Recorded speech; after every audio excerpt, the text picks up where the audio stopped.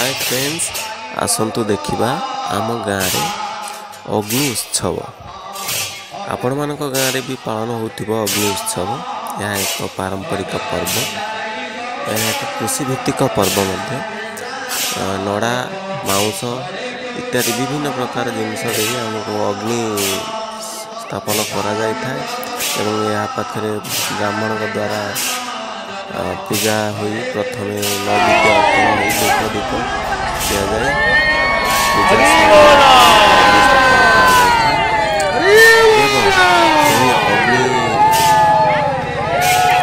विभिन्न द्रव्य अर्पण करा जाए जमीक फलमूल पनीपरिया जहाँ जार समय अनुसार जी जहाँ रखिथ से श्रद्धार दान कर अग्नि को शांत करने। देखुवे केते जनसमागम अच्छी आम गाँव समस्त लोक एकत्रित होता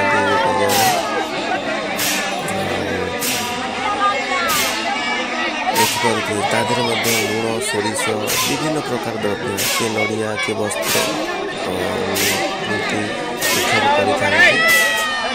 अग्निदेव को कृपा भाजन होगापी।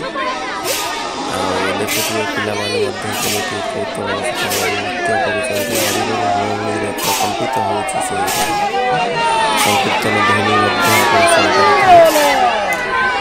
उत्सव गोटे आनंदमय पर्व मध्य अन्यतम। हमारे समस्ते उत्सव को भरपूर उपभोग कर समस्ते गाँव लोक एकाठी हो भाईचारा भेदभाव किसी न थाए समस्ते एकाठी हो पर्व पालन करते। आलू बाइगण टमाटो भाजी विभिन्न पनीपरिया पोड़ी से पोड़ा द्रव्य को प्रसाद रूपे सेवन करते।